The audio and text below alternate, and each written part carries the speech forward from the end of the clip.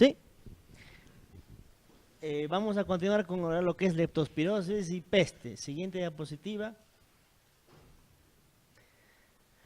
Bueno, para que sepamos, la leptospirosis pues es la zoonosis más común en el mundo, ¿no? Sino que muchas veces pasa desapercibida porque la mayoría de veces es asintomática o se subreporta, ¿no? Es una espiroqueta que, igual que la sífilis, solo se puede ver en la microscopía de campo oscuro, ¿no? Hay métodos de cultivo in vitro, pero no están disponibles normalmente en la práctica clínica. El reservorio es básicamente, hay un amplio rango de mamíferos en nuestro país. Lo que nos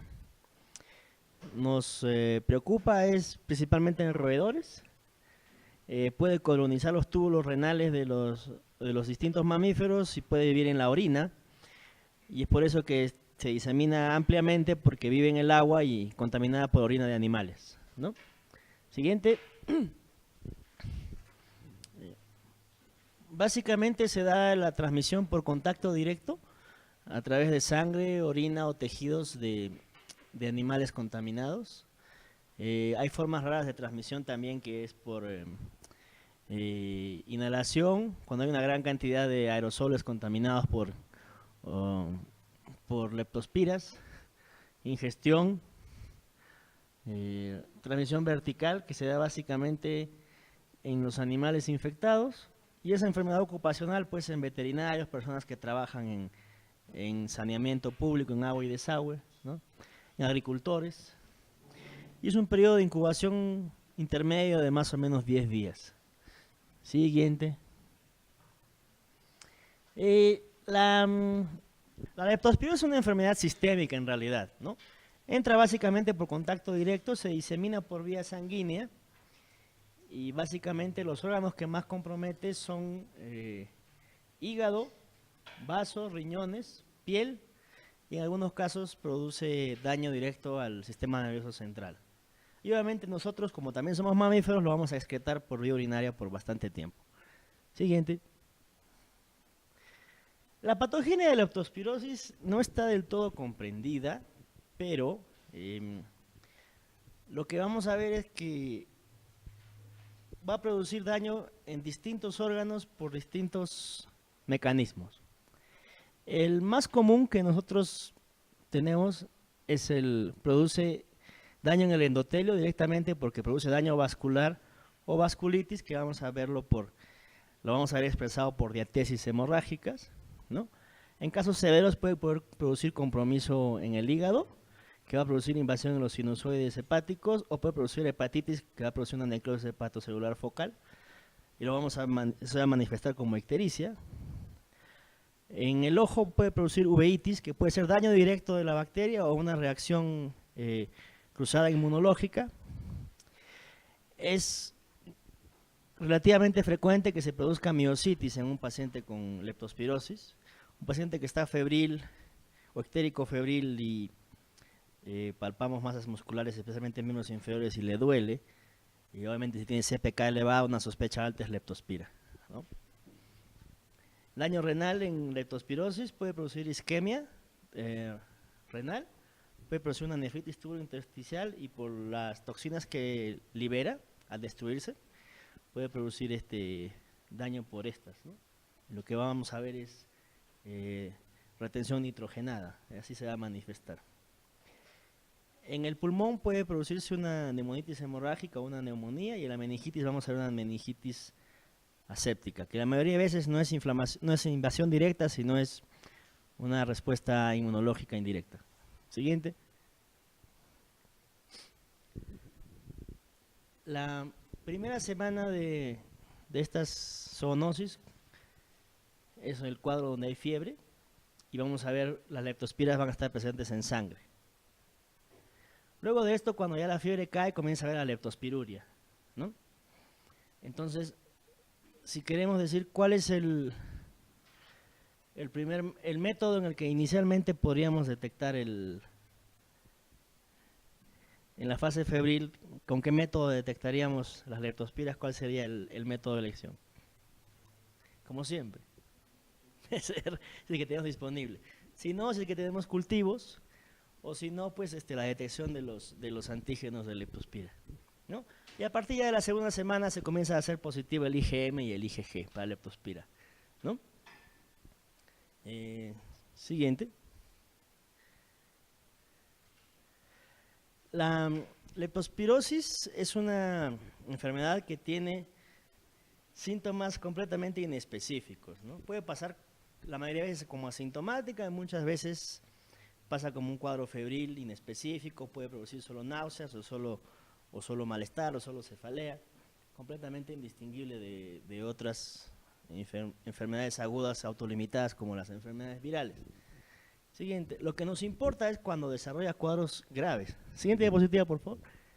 Que es el cuadro más grave reconocido, es el síndrome febril icterohemorrágico, ¿no? En el cual hay inyección conjuntival, hay coluria, que es debido a la falla hepática, y hay infiltrado intersticial pulmonar, es debido a la neumonitis, debido a la leptospirosis, ¿no? Siguiente.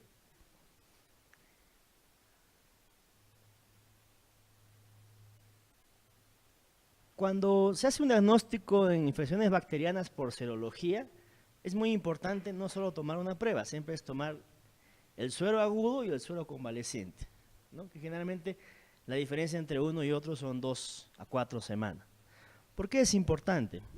Porque puede que haya falsos positivos o falsos negativos, y lo que nos interesa saber es que los títulos de los anticuerpos se cuadripliquen en el tiempo, ¿no? Entonces, un solo IgM positivo para leptospira no hace el diagnóstico, ¿no? A diferencia de los cultivos y el PCR, que uno solo sí te dan el diagnóstico de leptospirosis, ¿no? Siguiente. Entonces, los métodos definitivos son la detección de ácidos nucleicos, los cultivos, métodos indirectos son las serologías, que idealmente son sueros pareados. La serología, el IgG y el IgM nos ayudan para el diagnóstico, pero la mejor prueba es la microaglutinación, porque es también un tipo de serología, pero lo importante es que además la microaglutinación te va a decir qué tipo de serovar o qué variedad serológica de leptospira es la que te está atacando. O sea, no solo te da diagnóstico clínico, sino también te da un diagnóstico epidemiológico, ¿no? Ahora, el punto de corte en 1/800 de la microaglutinación, o sea, no de el IgG o el IgM, en nuestro país, ese es el punto de corte que se ha establecido para decir que es definitivo una infección aguda por leptospira. Siguiente. Bueno, el tratamiento antibiótico, hay que saber que no hay ningún ensayo clínico que haya demostrado que el tratamiento contra leptospira cambia la historia natural de la enfermedad, ¿no? O sea, el tratamiento versus placebo no se ha demostrado hasta ahora que cambien la historia natural de la enfermedad. Sin embargo, en casos graves está recomendado dar tratamiento. Como todas espiroquetas son muy sensibles a los betalactámicos como la penicilina o la ceftriaxona. Entonces, en casos de moderada a grave actividad clínica, se recomienda dar, ahí te mencionan penicilina G, ceftriaxona, cefodoxima, vampicilina o cipro, pero yo quiero que recuerden esto dos: ceftriaxona 1 gramo al día cada 7 días, por 7 días, y ciprofloxacino 200, 2 veces al día por 7 días en adultos, porque son los más utilizados y los más disponibles que van a tener. Y en casos leves, que en realidad no ameritaría tratamiento, pero si tienen que darle, denle doxiciclina 2 veces al día por 7 días, cipro o amoxicilina. Ahora, hay indicaciones de quimioprofilaxis preexposición, personas que van a ir, por ejemplo, a trabajar en zonas donde se sabe que hay una gran prevalencia de leptospirosis, por ejemplo, después de un desastre natural envías a un ingeniero sanitario, entonces debería recibir doxiciclina 200 miligramos una vez por semana, ¿no? O una persona que igualmente se expuso en una situación de riesgo, debería recibir también su doxiciclina 2 veces al día por 3 a 5 días. ¿no? ¿Por qué les recalco esto de ceftriaxona y cipro? Porque no olviden que hay zonas de nuestro país en el que hay coinfección. Puedes encontrar dengue con leptospira, dengue con malaria, malaria con leptospira. Tienes un paciente que está recibiendo tratamiento contra malaria. Tiene evolución favorable desde el punto de vista parasitológico. O sea, ya no, la gota gruesa ya no demuestra la presencia de las malarias. Pero sin embargo el paciente clínicamente está yendo mal. Entonces tú tienes que sospechar inmediatamente que hay una coinfección con ya sea por una leptospira o una salmonela. Y esta ceftriaxona tiene una muy buena actividad contra leptospira o salmonela, ¿no? Entonces, es una buena droga como coadyuvante. La penicilina no tiene una buena acción contra salmonela. Sí, pues tiene buena acción contra salmonela, entonces yo creo que recuerden esas dos, ¿no? Siguiente. Entonces, el caso es un niño que estaba jugando en el fango hace 10 días, tiene fiebre, escalofríos, sudoración, cefalea, mialgias intensas en miembros inferiores, que se agrava con la presión y la movilización. ¿Qué son esos dolores que se agravan con la presión y la movilización? Miositis, ¿no? Muy sugestiva miositis. Al explorarlo se comprueba faringitis, adenopatías, conjuntivitis, meningismo, cierto grado de confusión. El diagnóstico más preciso sería ¿cuál? Fiebre tifoidea. Es común que haya miositis y meningismo en la fiebre tifoidea. Puede haber meningismo, ¿no? Pero no es tan común. Mononucleosis infecciosa con ictericia y conjuntivitis. Poco raro. Brucelosis. No. De 10 días. Rickettsiosis. Tampoco. No habla tanto. Lo que predomina en la rickettsiosis es el rash, ¿no? Sería leptospirosis. ¿Estamos de acuerdo? ¿Sí? ¿Duda? Este es un caso típico de leptospirosis. ¿Cuáles son las claves? La exposición al fango, la ictericia, la fiebre, la conjuntivitis y el meningismo. Y la miositis. O sea, eso es. Lo unes es leptospirosis. ¿Mononucleosis hay miositis? No. ¿Fiebre tifoidea suele haber miositis? No. ¿En brucelosis suele haber miositis? No. ¿Rickettsiosis suele haber meningitis? ¿Miositis? No. ¿La fiebre tifoidea está asociada a jugar al fango? No, generalmente es agua o alimentos contaminados. ¿La mononucleosis infecciosa está asociada a jugar en el fango? No, se contagia persona a persona. ¿La brucelosis está asociada a jugar en el fango? Tampoco, son alimentos contaminados, más que nada lácteos. ¿La rickettsiosis está asociada a jugar en el fango? No, es contagio persona a persona. ¿Está bien? O con el artrópodo. Siguiente. Ahí está. El examen para detectar serovares ante un caso de leptospirosis es la microrutinación, ¿no? Así que detecta los serovares de las variedades serológicas de leptospira. Los ELISAs, las serologías, el IgG, el IgM no detectan serovares. Siguiente. La alternativa incorrecta en leptospirosis. Empezamos por la B. ¿La especie que más comúnmente afecta al hombre es Leptospira interrogans? Sí. La forma más... Hay muchas especies de Leptospira, pero la que está más relacionada a infección en el ser humano, en más del 50% de los casos, es Leptospira interrogans. ¿La forma más severa y con alta tasa de letalidad es la hemorragia intraalveolar? La respuesta es sí. Y es el único caso de leptospirosis en el que está indicada el tratamiento con corticoides, ¿no? En la compromiso pulmonar. ¿La principal enzima relacionada con penetración a tejidos es la hialuronidasa? Sí. Muchas bacterias producen hialuronidasa, ¿no? Que destruye el ácido hialurónico que es parte del intersticio de los tejidos. El principal mecanismo patógeno responsable de las formas severas es la producción de una endotoxina, que no es directamente la endotoxina la que produce el cuadro severo, sino es la respuesta inmunológica exagerada ante esta endotoxina, ¿no? ¿Qué es la endotoxina? Es el sinónimo del lipopolisacárido, ¿no? De los gram negativos. Entonces, la primera causa, la principal causa de muerte en los pacientes infectados es la falla renal aguda. No, porque la mayoría de veces la falla renal aguda se autolimita. Y recuerdan que muy pocas veces en la medicina moderna gente muere con falla renal aguda. ¿Por qué? Porque ya existe la terapia de reemplazo renal, ¿no? La hemodiálisis. ¿Está bien? Entonces, cuando encuentren una pregunta que dice, ¿la principal causa de muerte es la falla renal aguda? La respuesta es no. ¿Ya? Siguiente.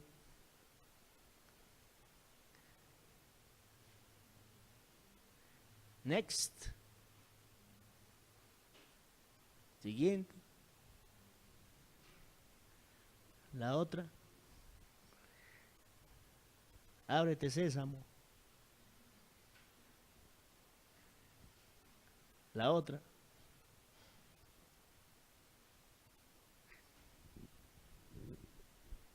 Bueno, ahora que estamos acá, me había olvidado. En la resolución de preguntas de leishmaniasis les había dicho que miltefosina solo es endovenosa, lo cual no es cierto, es lo contrario. Miltefosina solo es vía oral, ¿no? Esa es la hipoglicemia. ¿Ya? Miltefosina también está indicada, además de leishmaniasis, está indicada en amebas de vía libre, ¿no? Cada vez van apareciendo más casos de amebas de vía libre. El tratamiento, el eje de tratamiento es la miltefosina. Ok, seguimos con la zoonosis. La peste es una infección producida por la Yersinia pestis, que es un cocobacilo gram negativo. Es un anaerobio facultativo. Sí crece en el cultivo. El tiempo de incubación es rápido, de 1 a 7 días. Se transmite básicamente por pulgas, lo cual está relacionado pues a mal saneamiento ambiental o mala higiene individual. Siguiente. Bueno, los reservorios pues son los roedores, ¿no? Conejos o liebres o ratas, y se transmite básicamente por picadura de pulgas infectadas, ¿no? Siguiente.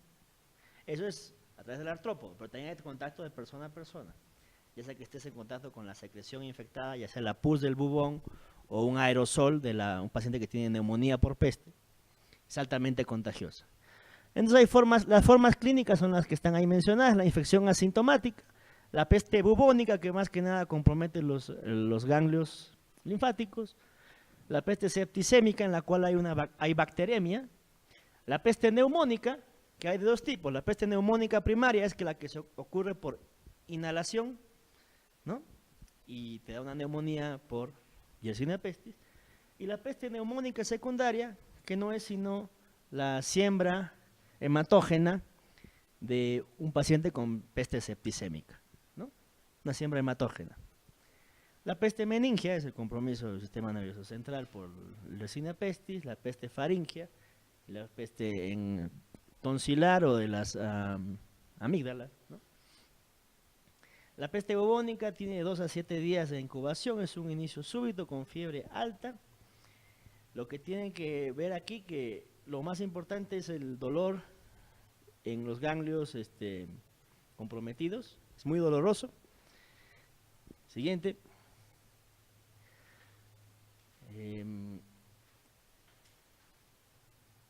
Con tratamiento, la letalidad es baja, menos del 5%.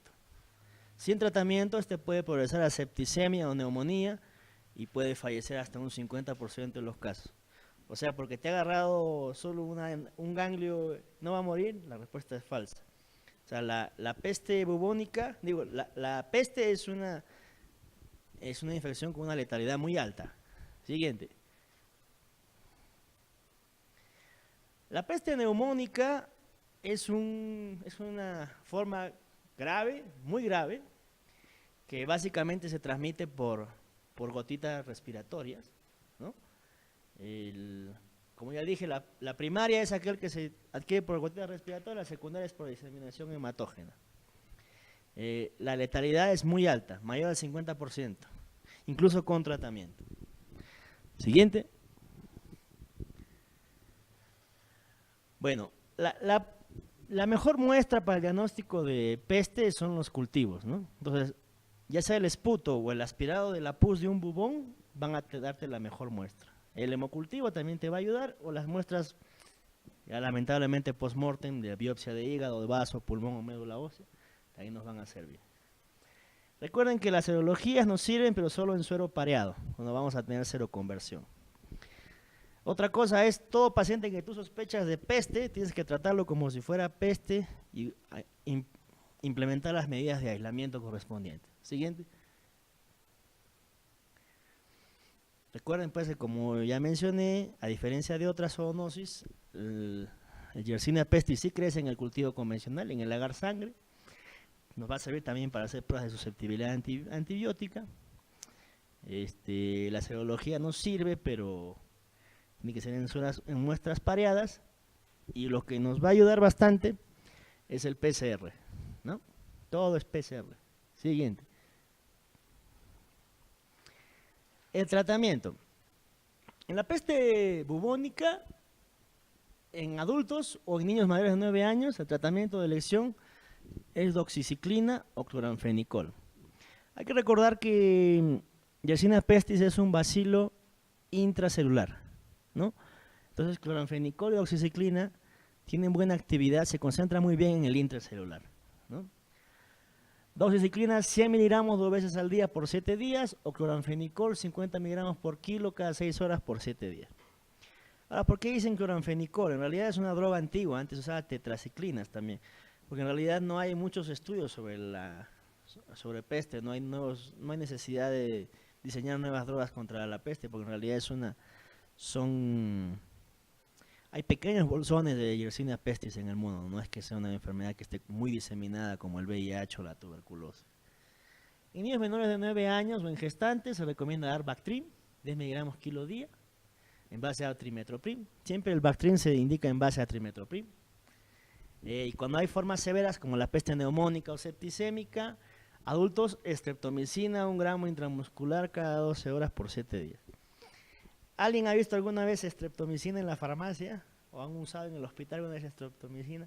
Ya casi no hay, ¿no? Solo se usa, había en los programas de tuberculosis, ¿no? Entonces, puedes usar otros aminoglicósidos como la gentamicina o la amikacina, ¿no? ¿De dónde lo hemos sacado? Extrapolando datos, ¿no? Siguiente. Hay profilaxis secundaria en adultos y niños, doxiciclina, niños menores de 9 años y gestantes, Bactrim. Siguiente. Siguiente. Entonces, acá, formas de presentación clínica de la peste son la peste septicémica, hemos dicho que, ¿sí o no? Sí, no es una forma grave. La peste bubónica, también. La peste neumónica, que puede ser primaria o secundaria. Neurológica. Bueno, se referirían a la meningia, quizás. Peste hemorrágica, ¿han escuchado? No. Entonces, ahí está la duda entre las dos, ¿no? Yo le digo que es la hemorrágica. A ver, siguiente. Ya esa es. Dengue hemorrágico puede ser, pero no hay. Si bien es cierto que en toda sepsis, en sus etapas finales puede haber sangrado incontrolable de arteria hemorrágica por falla orgánica, pero no es un cuadro clínico típico, ¿no? Siguiente. Siguientes antimicrobianos. No está recomendado para su uso empírico en pacientes con neumonía por peste. A ver. Neumonía por peste. Cloranfenicol, ¿puede ser? ¿Sí? Tetraciclinas también. Doxy, ¿no? Streptomicina, ¿puede ser? Sí. Cloranfenicol más gentamicina también. ¿Ceftriaxona será? Creo que no. A ver, la D. Siga. Ahí está. ¿No? Betalactámicos para peste generalmente no tienen buena actividad, ¿no? Recuerden que es un bacilo intercelular, ¿no? Además, lo que hemos visto, pues no había evidencia con ceftriaxona. Ojo, esa asociación con cloranfenicol más gentamicina sí se puede dar a asociaciones, ¿eh? Puedes combinar doxigenta, cloranfenicol genta. Si bien añades toxicidad, tampoco está contraindicado. Recuerden que no hay mucha evidencia clínica en estos esquemas, ¿no? Siguiente. Ya, avanzamos. Micosis profundas. Este tema me gusta. Siguiente. Esa es la cueva de las lechuzas en Huánuco, ¿no? Siguiente. Entonces empezamos con histoplasma. Vamos a tocar entre las micosis profundas, las micosis o los hongos dimórficos, ¿no? ¿Por qué se llaman hongos dimórficos? Porque tienen dos formas, dos morfos forma, ¿no? En la temperatura ambiente son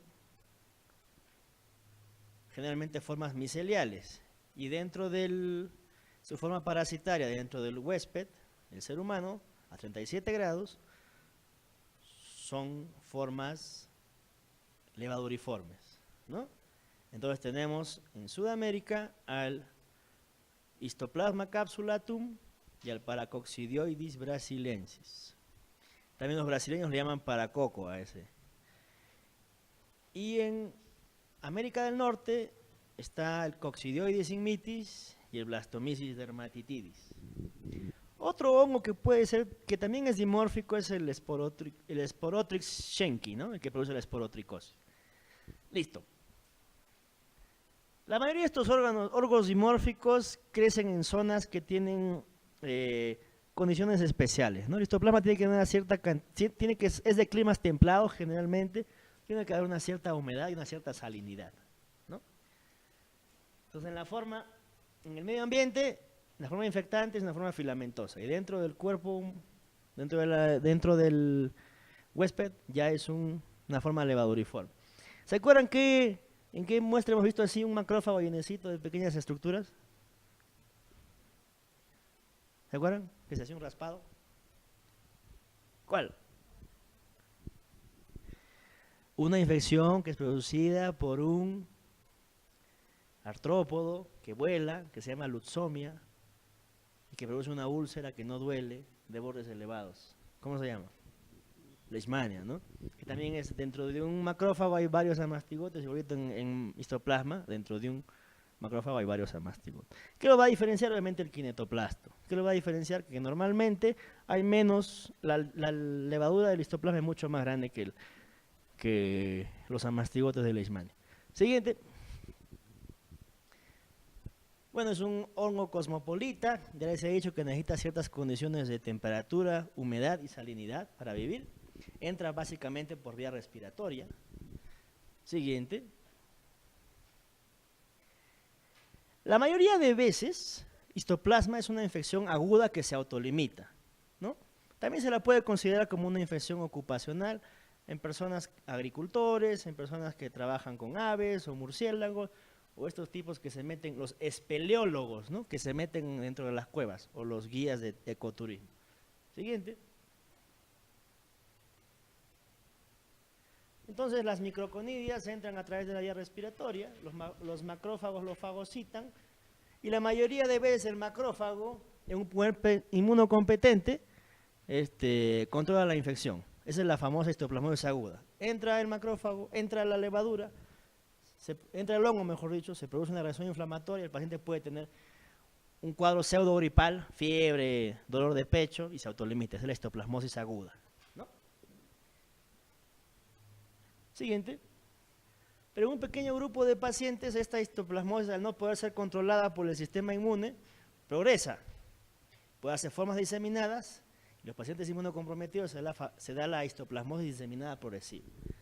Ahí dice, la mayoría son asintomáticos, del 90 al 95%. Hay que tener en cuenta que los estrógenos que produce la mujer tienen efectos inhibitorios sobre el crecimiento de histoplasma, por eso es que en los varones hay más histoplasmosis después de la pubertad, ¿no? Siguiente. Entonces, esta es la histoplasmosis aguda del inmunocompetente, no hay infiltrados, y el paciente lo controla. Luego, eso es cuando estás expuesto a un gran inóculo. Cuando estás expuesto a un pequeño inóculo puede que ni siquiera tengas ninguna manifestación clínica. En los inmunocomprometidos se da la histoplasmosis diseminada progresiva, que les dije pues que No, los sistemas retículo endotelial no puede contener la infección y esta sale del pulmón, se disemina por los ganglios linfáticos, se va al hígado, al vaso, a la médula ósea, ¿no? Hay un pequeño grupo de pacientes en los que hay una excesiva respuesta fibrótica que se pueden producir masas de histoplasmomas, ¿no? Una fibrosis mediastinal y un cuadro parecido a la... ¿Cómo se llama este cuadro? Que es el diferencial de todo, que produce ECA elevada, que produce vitamina D elevada, hipercalcemia. Es una enfermedad reumatológica. Uy, se me fue el nombre. Tic-tac, ya, después me acuerdo. Ya, siguiente. Ya, entonces, en la histoplasmosis diseminada puede haber compromiso en todo el cuerpo, ¿no? Lesiones cutáneas. ¿A qué infección se parecía esto? Criptococo o molusco, ¿no? Lesiones pulmonares, más que nada intersticiales, porque va por vía sanguínea y linfáticas, ¿no? Lesiones en boca, región perianal, y es muy común el compromiso del tracto gastrointestinal y la médula ósea. Entonces, en la histoplasmosis diseminada hay fiebre, pérdida de peso, diarrea, hepatoesplenomegalia, elevación de las enzimas de colestasis, o sea, elevación de la fosfatasa alcalina y la GGTP. Hay pancitopenia.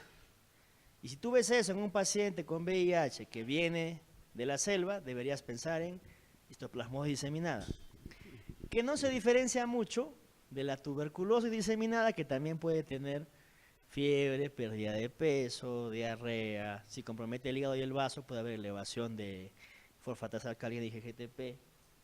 Puede haber citopenia si es que compromete la médula ósea, la famosa mieloptisis tuberculosa, y que no se diferencia tampoco de la infección por Mycobacterium avium diseminada. Entonces, ¿en qué tenemos que llegar? Tenemos que llegar a un diagnóstico. ¿Y el diagnóstico cómo se hace? El siguiente. Muy fácil. Cualquier lesión que tú tengas del pulmón, de la piel o de la médula ósea, tú la tomas, le haces un KOH o una tinción de Wright y vas a ver el macrófago infectado con estas levaduras, ¿no? Entonces ahí está el diagnóstico. Si quieres ser más fino, lo cultivas, ya sea el tejido de la piel, médula ósea, ganglio, lo que tú quieras, y va a crecer en temperatura ambiente estas macroconidas que parecen una rueda dentada, ¿no? Si tú lo incubas a 37 grados, van a crecer las levaduras. Si lo incubas a 24 grados, va a crecer esto. ¿Sí? Siguiente. Ahora, el cultivo de mora, a veces no es tan fácil tomar una muestra de tejido para hacer un aspirado. En realidad es fácil, ¿no? Pero hay métodos indirectos, especialmente en los pacientes que tienen una gran cantidad de hongo, en las formas diseminadas, que es el antígeno, la detección de antígeno urinario. Y es muy fácil de hacerlo, el problema es que es un poco costoso, hay que enviarlo a Estados Unidos, ¿no? A través de algunos laboratorios particulares, y la sensibilidad es muy alta y la especificidad es muy alta, ¿no? Entonces, si tú tienes un paciente, estás en un mundo ideal que quiere hacer la confirmación rápida de histoplasmosis, si no tienes la posibilidad de tomar una buena muestra, tienes la otra posibilidad de hacer el antígeno urinario para histoplasma. Hay PCRs, pero comercialmente no están disponibles aquí en nuestro país ni en el mundo, no hay métodos estandarizados. Siguiente.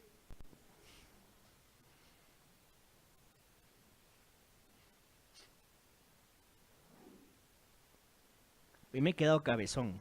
¿Cómo se llama esta enfermedad?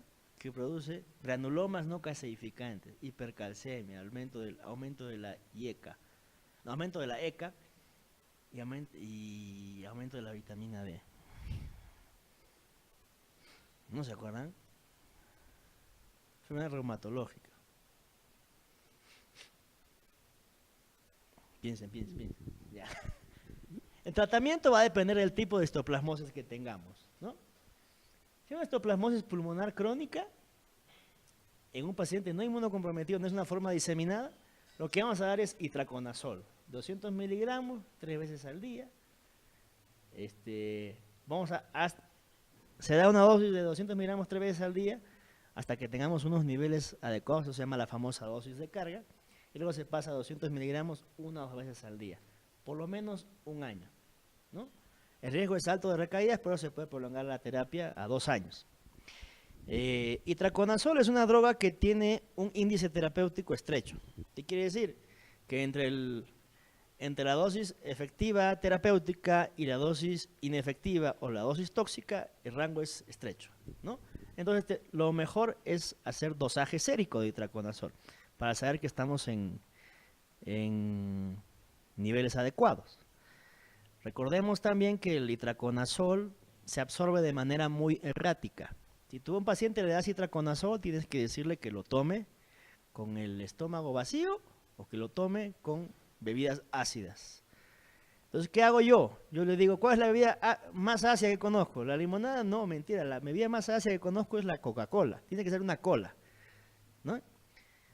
Coca-Cola o Pepsi, ya para no decir que estamos patrocinando a nadie. Pero tiene que ser una cola, ¿no? Esa es la color negro. Y si es fría es mejor porque también en menor temperatura se absorbe más el itraconazol, ¿no? Entonces, de manera ideal, tu paciente tiene que tomar itraconazol con una cola y si que puedes, hacerle un dosaje semanal o bisemanal. En los casos de histoplasmosis pulmonar aguda, que hay muchos síntomas, puedes iniciar, recuerden que hay un gran inóculo, ¿no? Les había dicho que en los casos en los que hay gran cantidad de hongo o la enfermedad es severa, empezamos con ANFO, ¿no? Entonces damos una dosis inicial de ANFO en casos graves y luego lo pasamos a itraconazol. En casos moderados de histoplasmosis aguda, solo damos itraconazol, ¿sí? En pacientes que están inmunocomprometidos y están en áreas de alta endemicidad, por ejemplo, vive cerca a Monzón, le da su profilaxis con itraconazol. ¿Ok? Siguiente. Pero donde hay más problemas es la histoplasmosis diseminada progresiva en los pacientes con VIH. El tratamiento es inducción con anfotericina B, vas de 1 a 2 semanas hasta que las lesiones pulmonares se hayan estabilizado, hasta que ya no tenga citopenias que necesiten ser manejadas con hemoderivados, el paciente esté clínicamente estable y luego de eso lo pasas a itraconazol, ¿no? Recuerden que si tienes anfotericina B liposomal es mejor usarla. Siempre las formulaciones liposomales de anfotericina B o las formulaciones lipídicas de anfotericina B son mejores que las formas de dioxicolato, ¿no? Ok, siguiente. Bueno, el paracoccidioidomicosis, también se la conoce como blastomicosis sudamericana o la enfermedad de Lutz Splendor. Esta es la imagen típica, ¿no? El timón de barco, otros le van a decir en alguna forma parece Mickey Mouse. Siguiente. Es un hongo patógeno. Es menos común, es cierto, que Histoplasma capsulatum en nuestro país. Más que nada es de zonas templadas. Es una enfermedad de agricultores. Siguiente. Estos son estudios en el Perú de histoplasmosis sudamericana, un poco antiguo. Siguiente.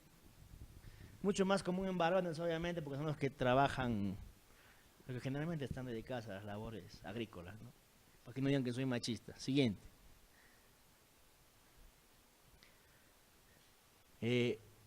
Manifestaciones típicas. Paracoccidioidomicosis tiene dos formas clínicas típicas.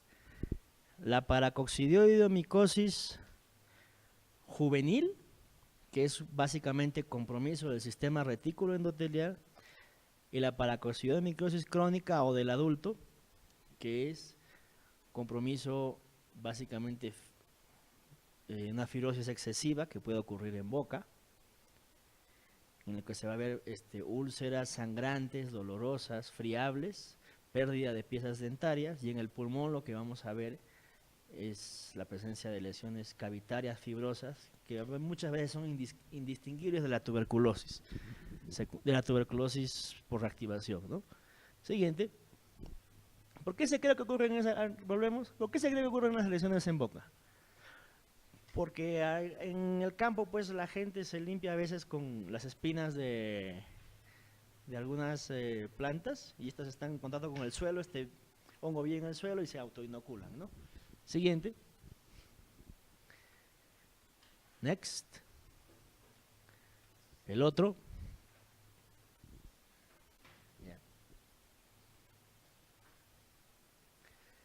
Entonces, como les mencionaba, pues esta es la forma crónica o del adulto, en el cual hay una respuesta fibrosa, ¿no? Acá hay, como ven, como cavernas. Eso ¿lo podrían diferenciar de tuberculosis solo por la imagen? No, pues no, porque igual es fibrosis con cavitación, ¿no? Bueno, para que no se olviden el compromiso de boca. También puede haber lesiones en piel. Siguiente. Como les mencioné, siguiente, la forma juvenil es más que nada compromiso del sistema retículo endotelial, ¿no? O sea, en niños o adolescentes lo que vas a ver va a tener o pancitopenia, o adenopatías, o hepatoesplenomegalia. Este es un niñito, creo que tenía 14 años, que venía de San Martín, tenía adenopatías mediastinales. Vean el hígado, grandazo, y el vaso grandazo. No tienen ni separación, ¿no? Una hepatoesplenomegalia marcada. Siguiente. Retrocedemos. Y tenía algunas papulitas en piel. Entonces le hicimos un raspado y ahí se vio, pues, el Mickey Mouse, ¿no? Facilísimo el diagnóstico. El diagnóstico de paracoccidiomicosis es muy fácil. Siguiente.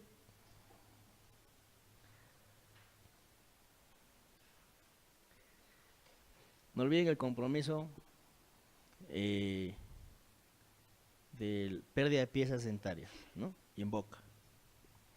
Siguiente. Pueden haber adenopatías que tienden a cicatrizar con fibrosis en exceso. Siguiente. Siguiente. El tratamiento no difiere de otras micosis sistémicas, ¿no? Si hay forma diseminada, empiezas con inducción con anfotericina, ¿ve? Y luego pasas a itraconazol. Siguiente. Otras drogas de segunda línea son el voriconazol, es más nueva, tiene mejores estudios de farmacovigilancia, tiene una farmacocinética más predecible, entonces no es necesario estar dosando tantas veces el voriconazol. No hay que darlo con Coca-Cola. Y si es que falla, o otra opción es el Bactrim, ¿no? En Brasil tienen mucha experiencia con Bactrim como droga de segunda línea cuando han fallado a itraconazol en la paracoccidiomicosis. Siguiente. A ver, vamos a pensar otra vez.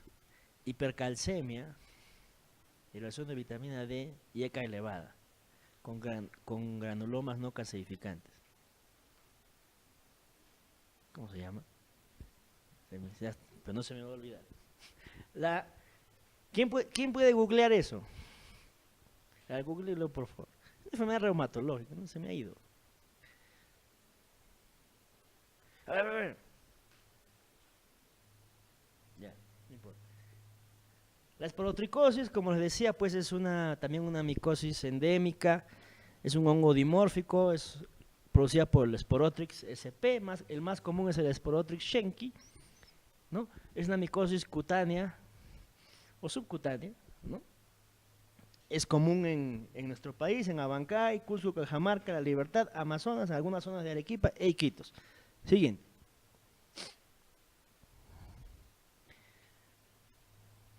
Siguiente. Lo que tienen que saber es que la distribución más que nada es linfática, ¿no? Linfangítica. La transmisión es principalmente por inoculación directa. Esta es una infección muy común en jardineros o agricultores, ¿no? La transmisión entre persona a persona es muy rara.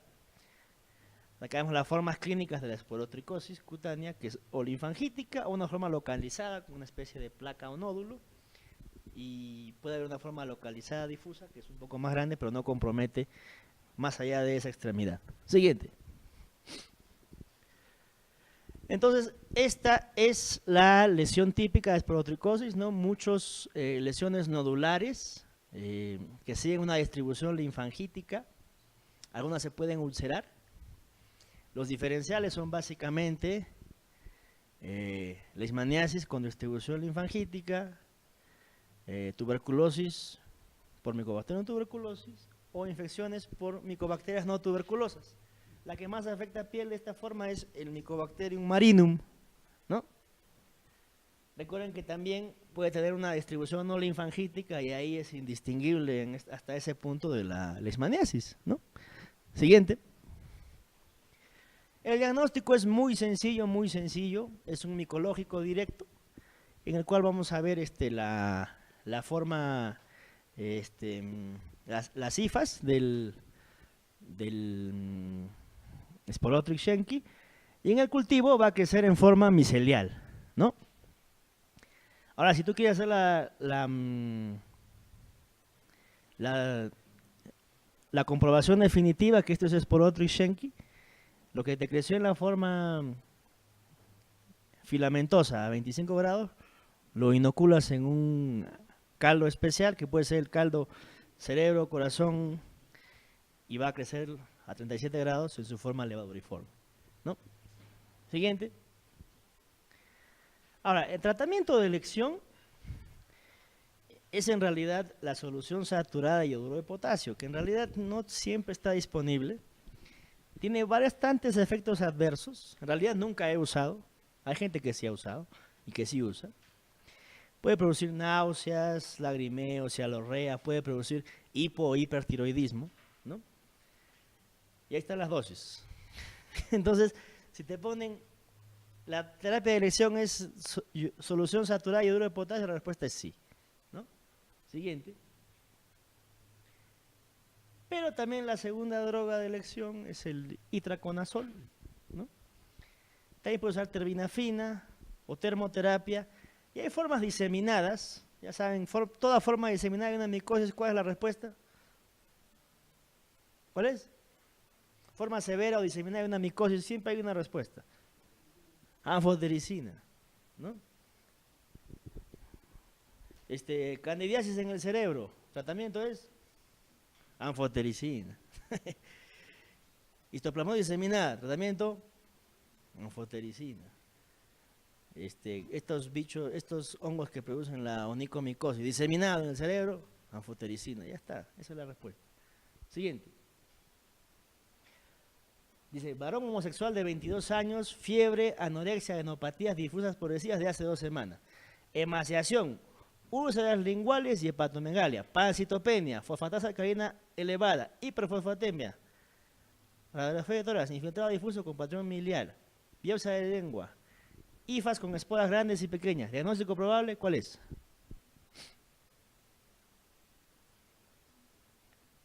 Hablamos por fiebre. ¿Es específico de alguna micosis? ¿La fiebre? No. ¿Anorexia? ¿Específico de algo? ¿Adenopatías? Un poquito más. ¿Para cuál más se va? ¿Para histoplasma? ¿Para coco? Esporotricosis. ¿Para cuál se va? ¿Para cuál? Para... Podría ser para... Recuerda que esporotricosis produce distribución linfangítica, pero no de linfadenopatías. O sea, va por los linfáticos, por los vasos linfáticos, pero no a los ganglios linfáticos. ¿Está bien? Ahí te dice adenopatías difusas. El que produce adenopatías difusas más que nada es histoplasma. Emaciación, o sea, pérdida de peso. Úlceras linguales. ¿Quién produce más úlceras linguales? ¿Histoplasma o paracoco? Paracoco produce úlceras en boca y en encías, más no en la lengua. Hepatomegalia. ¿Quién le dije que produce una hepatitis granulomatosa con elevación de fosfatasa alcalina y GGTP? Es Histoplasma. Muy bien. Infiltrado difuso con patrón miliar, ¿no? Ahora, ahí en realidad tampoco es diferente. Hasta ahí, hasta que te dicen la biopsia lingual, no es diferente de una tuberculosis diseminada, ¿eh?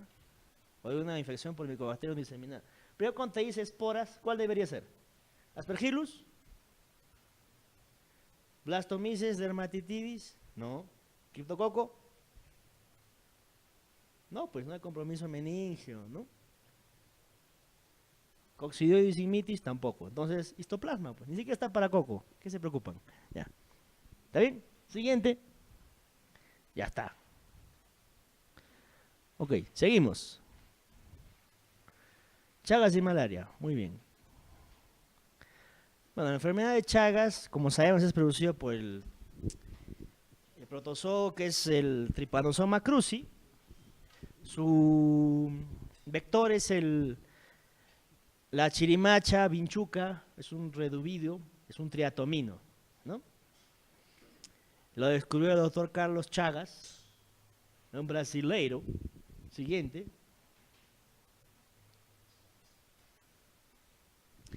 La transmisión de Chagas es por vía sanguínea por el parásito, por hemoderivados, por transfusión, por trasplante de órganos o por vía transplacentaria, ¿no? De madre a hijo.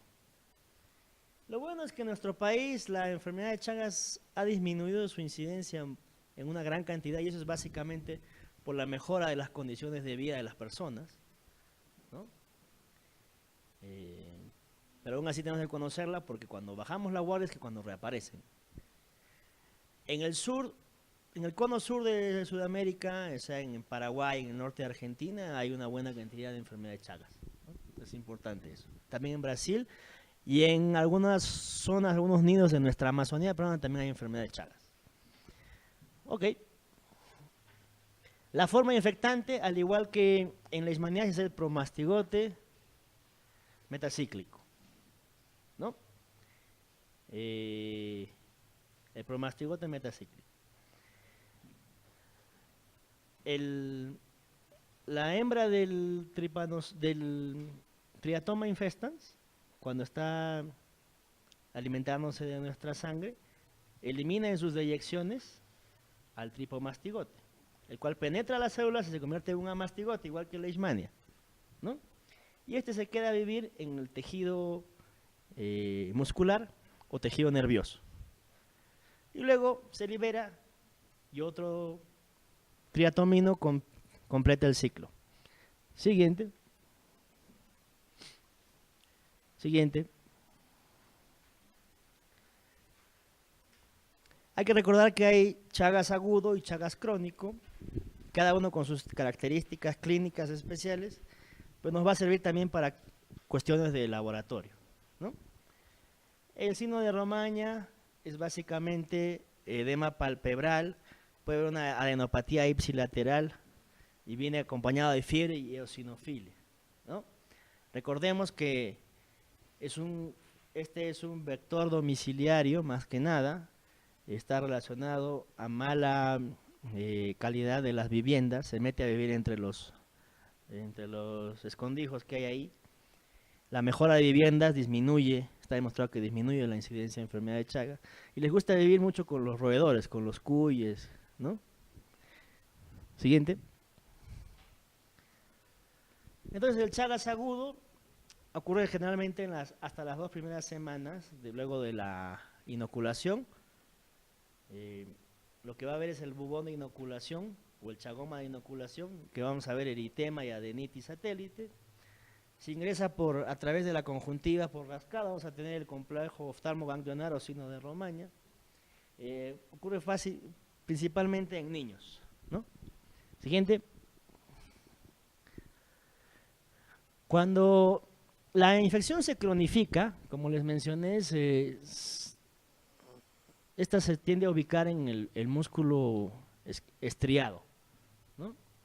Sus principales blancos, en el Chagas agudo puede haber una miocarditis aguda, pero en el Chagas crónico ya produce una miocarditis crónica que puede comprometer el sistema de conducción, que puede producir bloqueos auriculoventriculares, bloqueos de rama, puede producir miocardiopatías dilatadas. Si compromete el músculo de los plexos musculares, produce megacolon, puede producir megaesófagos, ¿no? En corazón produce falla cardíaca congestiva, ¿no? Siguiente. Entonces, en las formas agudas de Chagas, y más en las formas congénitas, hay una gran cantidad de parásitos, ¿no? Entonces es mucho más fácil verlos directamente, ¿no? Es mucho más fácil cultivarlos, es mucho más fácil hacer el senodiagnóstico. Contrario a lo que ocurre en las formas crónicas, en las que es ya muy difícil verlo en las muestras, en las biopsias, es difícil verlo, es difícil hacer hemocultivo y es difícil hacer el senodiagnóstico, ¿no? Siguiente. ¿Saben cómo se hace el senodiagnóstico? Un paciente que tiene sospecha de Chagas, se le coloca un envase en el cual hay ninfas de hembras de Triatoma infestan, o sea, de chirimacha. Te succiona la sangre y esperas a que se reproduzcan en el triatoma y luego los sacrificas y los examinas, ¿no? Es el senodiagnóstico. Siguiente.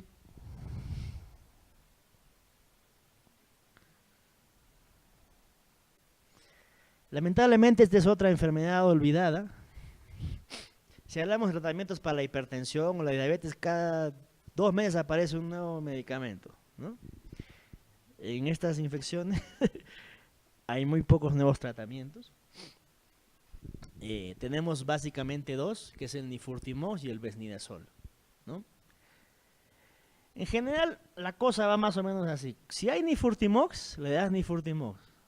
Y si falla, le das besnidazol. Si tienes besnidazol, le das besnidazol. Y si falla, le das nifurtimox. Pero inicialmente deberías empezar con nifurtimox, que es el que más hay.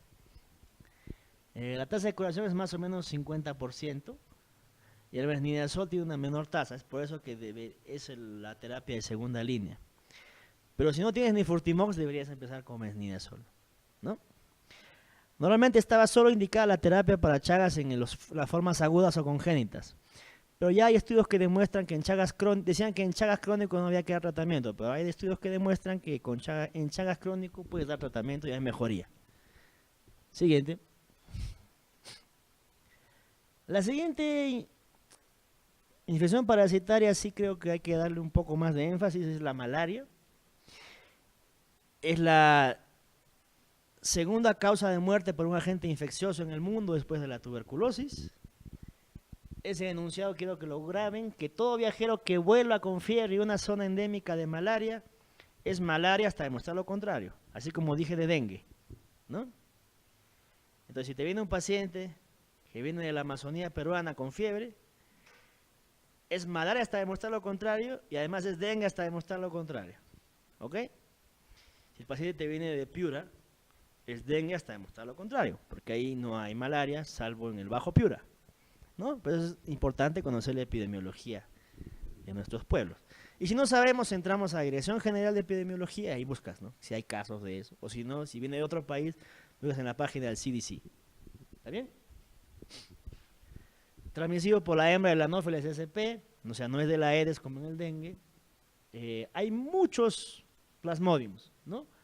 Pero los plasmodiums que infectan a los humanos son básicamente Plasmodium vivax, Falciparum, Malariae, Ovale y Naulesi, ¿no?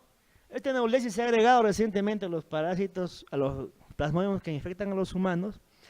En el sureste asiático antes solo infectaba a primates, pero ahora produce infección en humanos también.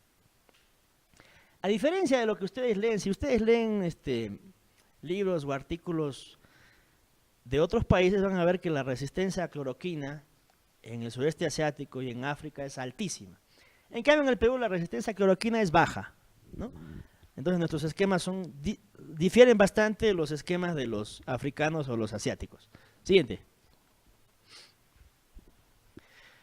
Bueno, solo para que sepamos que la malaria está presente más que nada en la Amazonía peruana, ¿no? Y el departamento con mayor incidencia acumulada es Loreto, ¿no? Siguiente. A diferencia de lo que ocurre en el mundo, la especie que más tenemos de malaria en nuestro país es Plasmodium vivax. En cambio, en el África es Plasmodium falciparum. Y la mayoría de estudios, observaciones, scores se han realizado con Plasmodium falciparum, ¿no? Bueno, para los que no nos acordamos porque yo no me acuerdo tampoco del el ciclo de vida de, mentira, sí me acuerdo, del Plasmodium sp. Recuerden que tiene una fase eritrocitaria, una fase hepática y una fase, llamémosle, una fase del mosquito, ¿no? El mosquito, al picar al humano, inyecta esporozoitos, ¿sí? Los cuales al inicio llegan al hepatocito. En el hepatocito se convierten en esquizontes, que son varios núcleos con una sola membrana. El esquizonte se rompe y luego estos esquizontes que se han roto empiezan su fase eritrocitaria, ¿no? Al entrar al eritrocito se convierten en trofozoitos, ¿no? Que luego se rompen cada cierto tiempo, ¿verdad? Cada 48 horas en vivax, cada 72 horas en falciparum, cada 46, cada 96 en malaria. Un aproximado, ¿no? Porque vamos a ver que en realidad en falciparum la frecuencia de la fiebre no se respeta como en Plasmodium vivax, ¿ok? Luego las formas, los gametocitos son los que son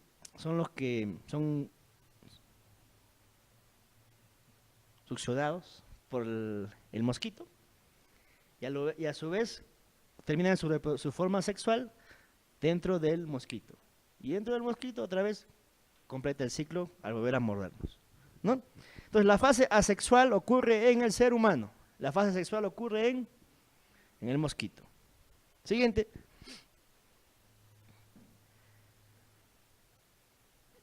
Clínicamente nos interesa la clasificación que da la OMS para el manejo de la malaria en malaria no complicada y malaria grave, ¿no?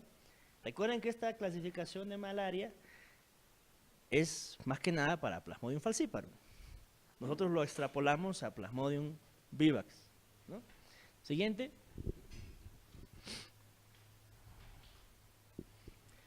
Bueno, la fisiopatología de la malaria grave, o sea, ¿cuáles son las malarias no complicadas? Todas aquellas que no son graves, ¿está bien? ¿Verdad? ¿Cómo era el dengue sin signos de alarma? Todos aquellos que no tienen signos de alarma. ¿Cuál es la fisiopatología de la malaria grave? El Plasmodium produce mayor citoadherencia de los glóbulos rojos, lo cual produce obstrucción microvascular, produce isquemia tisular, ¿no? Al producir isquemia tisular hay acidosis metabólica. Al haber obstrucción microvascular se produce la malaria cerebral. Hay gente que, bueno, yo también creía que la malaria cerebral es que el Plasmodium invade directamente el sistema nervioso central, lo cual es cierto en parte, pero no es que en la punción lumbar vas a encontrar ahí 3 cruces de malaria falciparum, no. La malaria cerebral ocurre por la agregación en la microcirculación del sistema nervioso central por las células parasitadas por Plasmodium falciparum, ¿no? Entonces, estos hematíes que están infectados por Plasmodium falciparum, digamos que se quedan atorados en el tráfico. Si se quedan ahí atorados en el tráfico, van consumiendo glucosa, ¿no? Producen fiebre, producen liberación de citoquinas inflamatorias, producen disrupción del endotelio y producen daño cerebral, ¿no?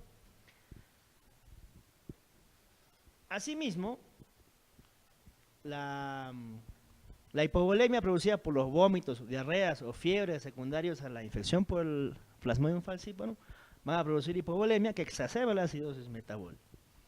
Sabemos que cada vez que el Plasmodium falciparum, el Plasmodium se alimenta de nuestra hemoglobina, ¿verdad? Y cuando se libera destruye glóbulos rojos. Asimismo, la misma infección va a producir supresión de la médula ósea, ¿no? Disminuye la liberación de eritropoyetina y otros citoquinas que producen la liberación de progenitores hematopoyéticos.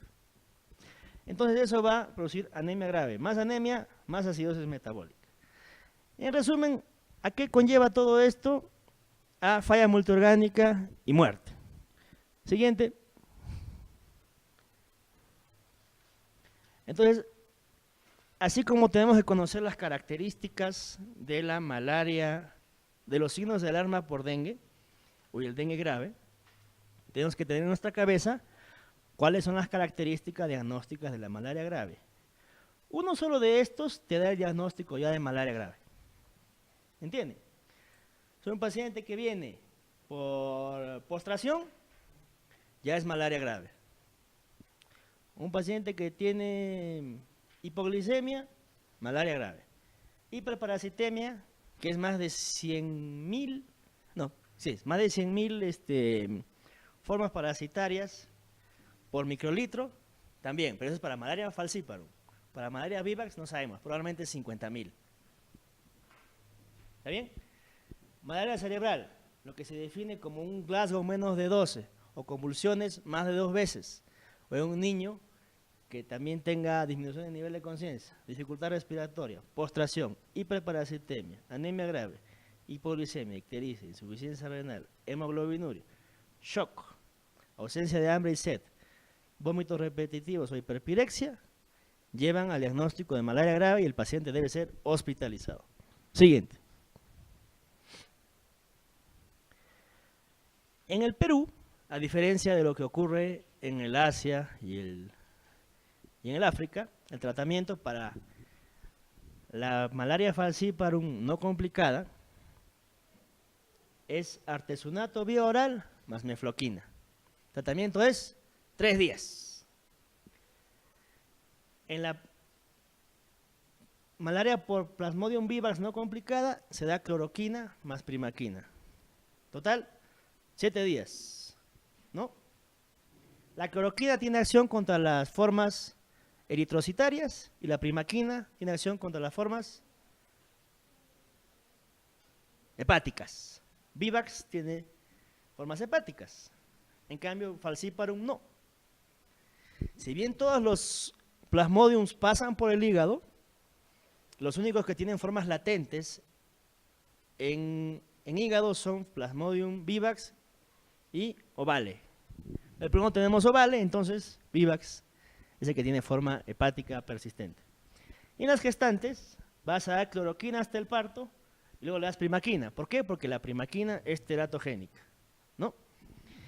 En otros países, antes de dar primaquina se les hace una prueba de glucosa 6-fosfato deshidrogenasa para prevenir que se desencadene una hemólisis inducida por primaquina. Pero en realidad la OMS no recomienda esta prueba de rutina en poblaciones en las que la incidencia o la prevalencia de esta enzima sea rara. En esta población, obviamente, casi no hay. ¿Está bien? Entonces tienes un paciente que le das primaquina y comienza a hacer hemólisis y su gota gruesa es negativa, tienes que sospechar en deficiencia de glucosa 6-fosfato deshidrogenasa. Siguiente. Entonces, ahí está. Eso es para que lo lean ya después. Cloroquina y primaquina, 7 días. Siguiente. En gestantes, cloroquina hasta el parto y luego primaquina. Siguiente. Plasmodium falciparum, como dije, el tratamiento son 3 días. 3 días de artesunato, 2 días de mefloquina. Siguiente. Plasmodium malariae es igual que Plasmodium vivax, solo que solo se trata 3 días. Hay muy poco Plasmodium malaria en el Perú, ¿no? Pero para que sepan, el tratamiento es básicamente igual que Plasmodium viva, solo que más corto. Siguiente. Ya, acá quiero que hagamos un poquito más de énfasis, ¿no? En malaria grave, la droga de elección es el artesonato endovenoso, ya sea si es Plasmodium falciparum o Plasmodium vivax. No, es la droga de elección. La otra opción es la quinina. Las guías del CDC, las guías norteamericanas todavía recomiendan a la quinina como droga de elección, pero la OMS pone el artesonato como la droga de elección. ¿Y por qué? Porque el artesonato es una droga relativamente nueva. La quinina, ustedes saben que hace mucho tiempo existe, ¿no? Está en nuestro escudo nacional incluso, el árbol de la quina. La cloroquina es un derivado sintético de la quinina, ¿no? Pero bueno, el artesonato es una nueva droga con un nuevo mecanismo de acción contra Plasmodium SP. No tiene tantos efectos adversos como la quinina. La quinina, sabemos que un derivado de la quinina es la quinidina, ¿no? Que es un antiarrítmico. Puede producir arritmias, puede producir hipoglicemia, puede producir alteraciones hidroelectrolíticas, ¿no? Entonces la quinina debe darse generalmente en bomba de infusión. Debe darse con una infusión además de dextrosa. Tiene que hacerse monitorización estrecha del goteo, la velocidad de goteo, la velocidad de infusión, la glicemia. Se debe monitorizar también el electrocardiograma periódicamente. Entonces, sabiendo que la mayoría de infecciones por Plasmodium ocurren en países en desarrollo, a veces ni en nuestros hospitales hay bomba de infusión para todos los pacientes. ¿Ustedes creen que en el África vas a tener bomba de infusión? Ahora, las enfermeras están muy entrenadas, ¿no? en el goteo, ¿no? Pero en realidad no es lo mejor para el paciente. En cambio, el artesonato lo puedes pasar rápidamente y es muy seguro. Entonces, la dosis de artesonato, volviendo, se da 3 dosis en malaria grave. Se da a las 12, a las 24 y a las 48 horas. Son 3 dosis hasta que el paciente tolere la vía oral, disminuye la parasitemia y luego completa su esquema para la malaria complicada, no complicada que ya hemos mencionado, ¿no? Ahora, la guía nacional menciona que hay que dar artesonato más clindamicina, ¿no? Pero está bien. Está bien dar artesonato más clindamicina. Lo que no quiero que olviden es que hay que dar el endovenoso hasta que el paciente tolere la vía oral y luego se completa su esquema, de acuerdo a la especie. O sea, el tratamiento para malaria grave no importa qué especie sea. ¿Sí? Es el mismo para falciparum, vivax, malaria o vale. ¿Sí? Ahora, en algunos casos de malaria grave se puede añadir antibiótico, ¿no? Porque no es rara la coinfección por salmonelas notíficas o por leptospiras. ¿Y qué antibiótico vamos a usar ahí? Ceftriaxona o cipro, ¿no? Siguiente. Bueno, la prevención obviamente es lo más importante. Si vamos a una zona con alta endemicidad hay que tomar cloroquina profiláctica, especialmente en épocas de lluvia. Mosquiteros, toda persona que vive en zona endémica de malaria debería dormir con su mosquitero. Incluso en el hospital, si hay un paciente hospitalizado con malaria o con dengue, debe tener su mosquitero para evitar la transmisión entre pacientes, ¿verdad? Ahora eso es, ya que yo he visto, es un horno, ¿eh? Ese mosquitero. Pero bueno, hay que usarlo. Repelentes, especialmente con DIT, y lo más importante es controlar el vector, ¿no? Siguiente. Este es un parásito interesante en el Perú, es el Strongyloides stercoralis. Es común en zonas tropicales, está relacionada a aguas y alimentos contaminados. Se pensaba pues que solo el Strongyloides era de zonas tropicales, pero en realidad se ha visto que en cualquier lugar que haya contaminación del agua por desechos fecales, puede estar el Strongyloides. Hay estudios en mercados de Lima o de grandes ciudades en los cuales encuentras Strongyloides viables en las aguas estancadas de los mercados. La infección es básicamente por vía cutánea, ¿no? Hay 2 formas de ciclo: la autoinfestación, en el cual el Strongyloides por la región perineal sale la larva raditoide y vuelve a infectar, ¿no? Completa el ciclo el mismo. Y la hiperinfestación ocurre en pacientes inmunocomprometidos, en el HIV o en el HTLV1 o en otros inmunocomprometidos como trasplantados de órganos sólidos, en el cual la reproducción se da por millones y millones de larvas. Y es un cuadro severo, el paciente está séptico y puede fallecer. El diagnóstico es el método de Barman modificado, ¿no? Es el método de Barman modificado por lumbreras. Es la famosa copa de Barman, ¿no? A diferencia de cuando ustedes piden un examen parasitológico, hay que saber qué métodos parasitológicos existen, ¿no? Si tú pides un examen directo, el rendimiento es muy, muy bajo. Solo vas a encontrar cuando hay una cantidad inmensa de parásitos, y generalmente te sirve solo para ascaris o para hiperinfestación. Pero el mejor método cuando estás buscando enteroparásitos son los métodos de concentración. Y el método de aleación para estrongiloides es el método de Barman modificado, que es un método por flotación. El tratamiento de aleación es la ivermectina. Se da una gota por kilo de peso por 2 dosis. Siguiente. Next. Siguiente. Bueno, es el ciclo de vida. Recuerden nada más que puede haber una autoinfección y una hiperinfestación. Autoinfección ocurre en cualquier huésped. La hiperinfestación en inmunocomprometidos, que puede ser un cuadro mortal. Siguiente. La fasciolasis es una infección endémica en nuestro país. Está relacionada a agua y alimentos contaminados. Más que nada ocurre en los valles interandinos. Típicamente es por el berro, pero en realidad cualquier verdura contaminada puede ocurrir. Tiene 2 fases. La fase aguda, en la cual uno ingiere el alimento contaminado y las larvas comienzan a migrar hasta llegar a su órgano blanco, que es el hígado. Y dentro del hígado son los conductillos biliares y la vía biliar principal. Entonces vas a tener fiebre, malestar, hipereosinofilia y dolor en hipocondrio derecho. La hipereosinofilia se define como más de 1500 eosinófilos por mililitro, ¿no?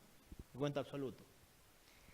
Y la fase crónica, en la que ya no hay fiebre ni hipereosinofilia, sino solo hay dolor, disconfort en el hipocondrio derecho, y puede haber colestasis por obstrucción de las vías biliares, es cuando ya el parásito adulto está alojado dentro de la vía biliar principal. Siguiente.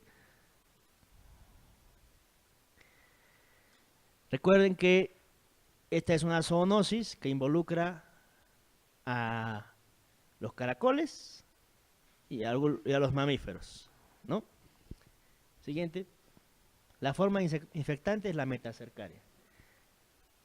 Es importante conocer las fases porque de acuerdo a eso vamos a hacer el diagnóstico. Cuando el paciente está con fiebre, náuseas, hipereosinofilia, ahí no vamos a pedir la búsqueda de parásitos en las heces porque el parásito adulto todavía no está en la vía biliar. Lo que vamos a pedir ahí es una serología FAS 2, FAS de fasciola 2, una especificidad y una sensibilidad muy alta, ¿no? Y la fase crónica, ahí sí vas a buscar los huevos en heces, ¿no? En la fase crónica, o sea, cuando ya no hay fiebre, ya no hay eosinofilia, ahí vas a buscar los parásitos, los huevos en heces, ¿no? Este es el huevo de fasciola hepática, que es grande, ¿no? Que tiene su opérculo, tiene su puntita atrás. Tratamiento de lesión es triclavendazol. No es ni albendazol ni mebendazol, es triclavendazol. Ok, siguiente. La otra es... ¿Ya? Infecciones asociadas a los cuidados de la salud. Siguiente. Este es un tema muy importante porque en realidad ya nadie se escapa de la infectología. Ya hemos hablado de algunas cosas que son medias raras, ¿no? Que solo para los viajeros. Pero la infectología está en todas partes. Pues lamentablemente por el mal uso de los antimicrobianos o por la mala higiene de manos o mala gestión de los pacientes o su ubicación de los pacientes dentro de los hospitales, se genera hacinamiento y mayor cantidad de infecciones intrahospitalarias, que ya no se llaman infecciones intrahospitalarias, sino se llaman infecciones asociadas al cuidado de la salud. ¿Por qué? Porque ya no es solo la atención a la salud, no se da solo en los hospitales. Hay centros de diálisis, ¿no? Que los pacientes van y vienen, que tienen su catéter y es cuidado crónico de ese catéter. Hay cuidados ambulatorios crónicos, por ejemplo, pacientes que tienen heridas crónicas, los pies diabéticos, las úlceras crónicas que son curadas constantemente, tienen un riesgo mucho más alto de colonización por gérmenes multiresistentes. O también los adultos mayores que son tratados en casas de reposo, que también tienen un mayor riesgo de ser portadores de gérmenes multiresistentes. Siguiente.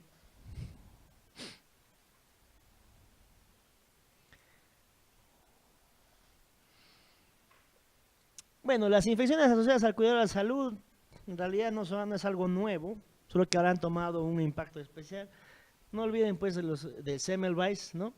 En Austria, en el cual se veía que había una alta tasa de fiebre puerperal o endometritis. ¿Por qué? Porque los estudiantes de medicina que tenían el parto, los partos, no se lavaban las manos y había una gran cantidad de fiebre puerperal, y esto se mejoró implementando el lavado de manos, ¿no? Luego aparece, bueno, ya lo de Louis Pasteur, la teoría microbiológica, y luego aparece Lister, que era un cirujano británico, en el cual desarrolla los métodos de asepsia y antisepsia en cirugía. Siguiente. Ahora, los antimicrobianos en realidad son de las drogas que son más abusadas por el personal de salud, por personal médico y no médico, ¿no? Porque además de sus efectos antimicrobianos se les atribuye otros efectos curiosos, ¿no? Se cree que también tienen efecto, es un antitérmico, ¿no? El paciente está con fiebre, puede que la fiebre sea por un tumor o por una trombosis, pero le pones antibiótico, ¿no? Por si acaso. Se le atribuyen también efectos antiinflamatorios. Tienes un paciente que tiene lupus eritematoso y sabes que su fiebre es por lupus, pero igual le pones su antibiótico, ¿no? No tiene cuadro clínico de una infección, pero le pones su antibiótico. Le duele algo, le pones su antibiótico por si acaso. Se cayó, su antibiótico por si acaso. Tiene un cáncer avanzado, está por todas partes, y por si acaso le voy a poner su antibiótico, ¿no? Y otra cosa, tiene efecto ansiolítico tanto para el paciente familiar y para el médico tratante, ¿no? Entonces es una cultura que hay que ir sacando, ¿no? Siguiente. Entonces vamos a hablar de las principales entidades nosológicas, los principales síndromes de infecciones asociadas a la atención de la salud. Hay muchas más, ¿no? Pero voy a hablar de neumonía intrahospitalaria asociada al ventilador, infección urinaria asociada a catéter permanente, bacteriemia asociada al catéter venoso central y sinusitis asociada a sonda. Siguiente. La infección de tracto urinario es una de las infecciones que más es la infección en la comunidad más diagnosticada, probablemente es la más prevalente, pero también es la más sobrediagnosticada, ¿no? La podemos clasificar como ITU baja o cistitis o ITU alta o pielonefritis. ¿Cuáles son ITUs bajas? Todas las que no son ITU altas. ¿Bacán o no? Tú tienes una mujer que tiene disfuria, polaquiuria, tenés vesical, pero tiene fiebre y náuseas, es alta, ¿verdad? Tienes una mujer que tiene disfuria, polaquiuria, es baja, si no tiene fiebre, ¿no? Las ITUs complicadas son básicamente las que tienen algún factor de riesgo que van a hacer que los predispongan a una falla terapéutica. Y por último, no es per se una infección del tracto urinario, pero le he puesto su asterisco ahí por algo, la bacteriuria asintomática, la vamos a tratar dentro del tema de ITU. Siguiente. Entonces la ITU alta versus ITU baja es una distribución básicamente anatómica y se diferencia porque presente o no signos de compromiso sistémico. Entonces una que tiene disfuria polaquiuria pero tiene fiebre es ITU alta, ¿no? ¿Y por qué es importante esa clasificación? Porque nos va a servir para el tratamiento, ¿no? Siguiente. ¿Cómo se define la bacteriuria asintomática? Es un paciente que no tiene síntomas urinarios o signos, y lo que tenemos es un urocultivo con crecimiento significativo de uropatógenos. Si es a chorro medio, es más de 10 a la 5 unidades formadoras de colonia. Si es por cateterismo vesical, es más de 10 a la 3. Si es por pulsión suprapúbica, es cualquier crecimiento, ¿no? ¿En cuáles vamos a buscar la bacteria asintomática? Porque es costumbre mala de pedir examen de orina a pacientes que no tienen sintomatología urinaria, pacientes que se van a operar y que no se van a operar de cirugía urológica, pedirles un examen de orina. Por ejemplo, a un paciente que se va a operar de una apendicitis o un varón, ¿de qué te sirve pedirle un examen de orina? Si te sale con leucocituria, ¿lo vas a operar? ¿No lo vas a operar? Si no tiene leucocituria, o sea, ¿en qué cambia la cosa? En nada, ¿no? En nada. Solo se ha demostrado que hay mayor riesgo de infección urinaria en los pacientes que son operados de cirugía urológica, en el cual va a haber sangrado de la mucosa. Solo en ellos el tamizaje y la profilaxis contra bacteriuria asintomática disminuye las tasas de infección urinaria postquirúrgica o complicaciones postquirúrgicas. En todos los demás no hay por qué buscar bacteriuria asintomática ni pedir un examen de orina. Entonces solo hay dos condiciones en las cuales hay que buscar: en la gestante, los procedimientos urológicos en las cuales va a haber sangrado. Para colocar una sonda Foley tampoco necesita. Incluso la indicación en gestantes cada vez está desapareciendo más, porque se la asociaba a parto prematuro o a RPM, pero al parecer cada vez hay menos evidencia de eso. Entonces probablemente vamos a quedar solo con esto. Que se va a operar de neurocirugía, le van a sacar un tumor cerebral y tiene unas pseudomonas en orina. ¿Tiene síntomas urinarios? No. ¿Y para qué le has pedido entonces? ¿No? Eso, porque eso genera dos problemas en la atención del paciente. Uno, interfieres con la atención del paciente, porque el paciente que había venido sin síntomas urinarios, le has pedido un examen, ha esperado sus 2 días para que salga el resultado, y encima va a tener que recibir un tiempo determinado de días, vas a prolongar su estancia hospitalaria por las puras, ¿no? Y la otra ya me olvidé. Siguiente. Creo que estaba entre lo que he mencionado. La hito complicada es cualquier condición que incremente el riesgo de falla terapéutica. Pacientes que tengan alteraciones anatómicas o funcionales dentro del tracto urinario, que tenga un cálculo, que tenga una malformación, que tenga reflujo, que tenga RC. Cualquier infección urinaria dentro del contexto intrahospitalario, pacientes inmunosuprimidos o trasplantados, pacientes que hayan sido previamente instrumentados, pacientes diabéticos, en embarazadas, o también se le consideran aquellos que tienen bacterias multiresistentes que produzcan la infección urinaria. Incluso la hito en el varón se la considera como hito complicada. Siguiente.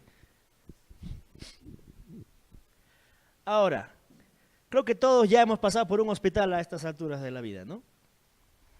Todos hemos visto urocultivos con E. coli, Klebsiella y pseudomonas monstruosas, ¿verdad? ¿Qué es una BLE? La BLE es una beta-lactamasa de espectro extendida. ¿Qué es la beta-lactamasa de espectro extendida? Es una enzima que hidroliza beta-lactamasas, como su nombre lo dice. ¿Cuál es su importancia clínica? Que las antes drogas de elección para las que antes utilizábamos como drogas de elección para las infecciones urinarias eran las cefalosporinas de tercera o cuarta generación, pero ante la aparición de estas BLEs, la terapia de elección cambia a carbapenems, ¿no? O sea, la droga de elección ante las BLEs son los carbapenems, meropenem, imipenem, ertapenem. Entonces hay que conocer qué pacientes tienen factor de riesgo para BLE para no dar una terapia empírica inicial incorrecta, ¿no? Lamentablemente la resistencia antimicrobiana ha crecido mucho en nuestro país, especialmente en nuestro continente, ¿no? ¿Y por qué? Por el mal uso, ¿no? vamos a decir, ah, la resistencia antimicrobiana es un signo de que hemos progresado como país porque ahora quiere decir que estamos usando antibióticos. Sí, pues, pero también los africanos tienen una gran resistencia antimicrobiana. En cambio, los países desarrollados tienen muy poca. ¿Por qué? Porque aquí tú vas a la farmacia y te compras tus ceftriaxona sin receta médica, ¿sí o no? Entonces, ya no va a ser cólera. Hay que saber reconocer los factores de riesgo para tener infecciones productoras de BLE. Que ya tiene una infección reciente, ya recibió tratamiento, hospitalización reciente, ¿no? Especialmente que haya usado antibióticos en los 3 meses previos, principalmente cefalosporina de tercera generación, o fluoroquinolonas, o aminopenicilina, o sea, amoxicilina, ampicilina. Hospitalización reciente, de 6 meses a 1 año, tu flora microbiana todavía sigue alterada. Un procedimiento reciente que haya sido instrumentado, o pacientes portadores de catéteres urinarios, todos ellos tienen factores de riesgo para tener una infección por un microorganismo productor de BLE. Siguiente. Esta es la información de mi ex hospital, de la Almenara, de Escherichia coli. Solo para que veamos un global, la resistencia de BLE, o sea, la producción de BLE en nuestra E. coli es 65%. De 500 cepas, 65% eran productoras de BLE. ¿Qué quiere decir? Que una ITU en nuestro hospital, empíricamente, ¿le pondrías ceftriaxona? Sabiendo que tienes un 65% de posibilidad de fallar. La respuesta es no. Entonces, en infecciones severas, cuando tienes una resistencia de más del 10%, no deberías utilizar ese antimicrobiano, ¿no? Siguiente.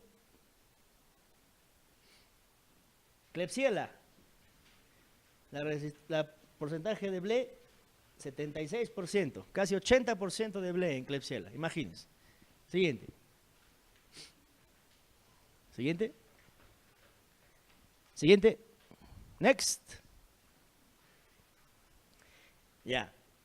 Ahora, esos datos no es para hacer quedar mal a ningún hospital. La información revela que la mayoría de hospitales de Lima los datos son parecidos, los grandes hospitales de Lima. Y probablemente en las grandes ciudades del Perú los datos son muy parecidos. Lo que pasa es que simplemente no hay información disponible. Entonces, si alguien quiere acumular datos aquí en Puno o en Juliaca, van a ver que probablemente están igual o incluso un poquito más de resistencia, ¿no? Entonces, esto es algo que ocurre en todo el país y es por el mal uso de los antimicrobianos. La infección urinaria asociada a catéter es importante porque cada vez más tenemos pacientes cateterizados, ¿no? Los que están es importante cuando tú tienes un paciente cateterizado, o sea que tiene sonda urinaria, preguntarte todos los días, ¿necesita la sonda Foley? Porque a veces lo pone por comodidad, ¿no? Para no estar cambiándola al paciente.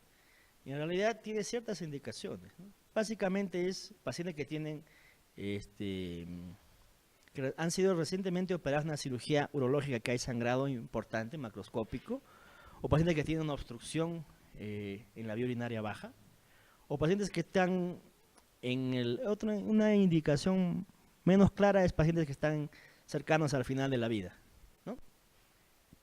Pero a veces se les pone, todo paciente que ingresa le ponen sonda Foley, ¿no? ¿O me equivoco? ¿Me equivoco?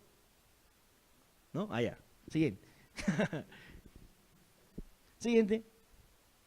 Esta es la clase del hígado, Entonces, ¿qué factores de riesgo hay para hacer una infección urinaria asociada al catéter? Mientras más días de cateterismo, mayor riesgo de desarrollar infección urinaria. Entonces, todos los días que tú tengas un paciente con sonda Foley, pregúntate, ¿la necesita? Lo vino en shock, necesitabas cuantificar la orina. El paciente ya contó el esfínter, ya está estable, sacas el catéter. Punto. ¿Necesitas clampar antes del catéter para reeducar la vejiga? La respuesta es no, no hay evidencia de eso, lo sacas y punto. Las mujeres tienen mayor riesgo, los diabéticos, que la bola esté colonizada, errores en el manejo del catéter. Lamentablemente, el dispositivo de la sonda Foley es un sistema cerrado que debería ser manejado con método estéril, ¿no? Y si ustedes ven, el personal que lo maneja, como cualquier cosa, lo desecha, ¿no? Entonces eso está mal. Siguiente. Esta es una foto que yo tomé. ¿Ven en la bolsa que está morada? No, yo pensé, pucha, le han puesto azul de metileno, ¿no? Resulta que era un varón que tenía la zona por más de 3 semanas, y este es el síndrome de la bolsa de orina morada, PVS, Purple Urine Bag Syndrome, se dice en inglés, que es básicamente por productos que producen las bacterias, son reabsorbidas por nuestro cuerpo y se excretan y dan esa coloración morada a la zona Foley. Tratamiento: retirar la zona. Siguiente. Cuando tienes un paciente que está sospechando infección de urinaria asociada a sonda Foley, es muy importante cómo has tomado la muestra. Tú tienes una sonda Foley que está más de 2 días, lo más probable es que ese catéter ya está colonizado. Entonces, si tú tomas una muestra de ese catéter urinario, lo más probable es que agarres un colonizante, que no necesariamente es el que está produciendo la infección al paciente. Entonces, ¿qué es lo ideal? Que tienes que cambiar el catéter. O sea, si el paciente puede hacérsele, le quitas el catéter y tomas una muestra por chorro medio. Si es que no se puede, le cambias la sonda Foley y del nuevo catéter, o sea, de la nueva sonda Foley, de ahí tomas una nueva muestra, ¿no? Pero no es útil tomar una muestra de una sonda que tiene más de 48 horas. ¿Sí? ¿Por qué? Porque con más de 48 horas lo que vas a agarrar es un colonizante. ¿Concepto claro? ¿Sí? ¿No? ¿Doctora? ¿Claro el concepto? O sea, si tú sospechas infección en un paciente, infección por urinaria asociada a sonda Foley. Si la sonda Foley tiene más de 48 horas, tienes que cambiar esa sonda Foley antes de tomar la muestra, porque lo más probable es que vas a agarrar un colonizante, ¿no? Que no va a representar necesariamente la infección que tiene el paciente. O retiras la sonda Foley y tomas una muestra de chorro medio, o cambias la sonda Foley y tomas una nueva muestra del nuevo catéter. Siguiente. ¿Y cómo se toma? Acá hay un dibujito. Ahí está. ¿No? Todas las sondas Foley son muy parecidas, tiene su globito, tiene ahí un puerto al costado, ¿ven? Dicen, ¿para qué era eso? Es para tomar las muestras. Clampas acá abajo y tomas tu muestrita. Y eso lo mandas al laboratorio. Y del laboratorio tienes que decir que has tomado por cateterismo. ¿Por qué? Porque el punto de corte es distinto. En chorro medio es 10 a la 5, en cateterismo es 10 a la 3. ¿Está bien? No vas a tomar ni de aquí ni de la bolsa colectora. Tomas lo más cercano a la vejiga. Siguiente. Entonces, los tratamientos empíricos antimicrobianos van a depender de la resistencia local, del tipo de infección que quieras tratar, ¿no? Este es el tratamiento empírico que habíamos recomendado para mi hospital, y en realidad es para Lima, y lo más probablemente es para todo el Perú. Una ITU baja, no complicada, o complicada porque en realidad la resistencia es casi lo mismo. Vas a usar o nitrofurantoína, 100 miligramos cada 8 horas bioral por 7 días, o fosfomicina, 3 gramos bioral, dosis única. Ambas, en cistitis, no hay BLES, o sea, las bacterias que producen, las E. coli que producen la cistitis, ¿son distintas a las que producen la pielonefritis? ¿O son las mismas? ¿Son diferentes o son las mismas? Son las mismas. Solo que en este caso, para evitar generar resistencia, solo vas a dar una droga que tiene acción sobre la vía urinaria nada más. No necesitas una droga que sea absorbida y que penetre al parénquima renal, porque solo está en la uretra y en la vejiga esta infección, la cistitis, ¿no? Entonces nitrofurantoína y fosfomicina casi no se absorben, más que nada se excretan por vía urinaria y una acción local o luminal. Entonces con eso es más que suficiente, ¿no? Si es que el antibiograma te indica que hay resistencia a nitrofurantoína o fosfomicina o ha fallado, lo que tienes que hacer es pues dar tratamiento como para una ITU alta, ¿no? Un carbapenem, un antibiótico parenteral, pero por cursos más cortos, una dosis o un día, 2 días suficiente. Siguiente. En las ITUs altas, en el que el paciente no tiene factores de riesgo para gérmenes BLE o multidrogoresistentes, o sea, que no ha estado hospitalizado recientemente, que no ha usado antibióticos recientemente, que no ha sido cateterizado recientemente, que no es gestante ni diabética, le puedes dar gentamicina, famicacina, ortapenem y ceftriaxona con muchísimo cuidado. ¿Por qué pongo ortapenem a pesar que no tiene riesgo de BLE? Porque incluso en nuestra comunidad, así no hay usado antibióticos, la prevalencia de BLE es más de 20%, ¿no? Recuerden que la terapia empírica se va a usar hasta que tengas el resultado de tu urocultivo, porque va a ser mandatorio siempre tomar cultivos para descalar. La duración del tratamiento va de 10 a 14 días. Yo me apunto más para 10 días que para 14. En casos severos por pseudomonas puede ir de 14 a 21 días, ¿no? Siguiente. Y pacientes que tienen riesgo de bacterias multiresistentes, vas a usar ertapenem o amicacina, ¿no? La droga de elección obviamente es ertapenem porque la amicacina es nefrotóxica, ¿no? Solo si es que no tiene disponible el ertapenem. Siguiente. Y los pacientes que tienen ITU alta pero con criterios de sepsis, vas a dar imipenem o meropenem o amicacina. ¿Por qué no ponemos a ertapenem en estos casos? Porque ertapenem tiene tiene un volumen de distribución muy amplio y en sepsis puede que no alcance concentraciones adecuadas en los tejidos.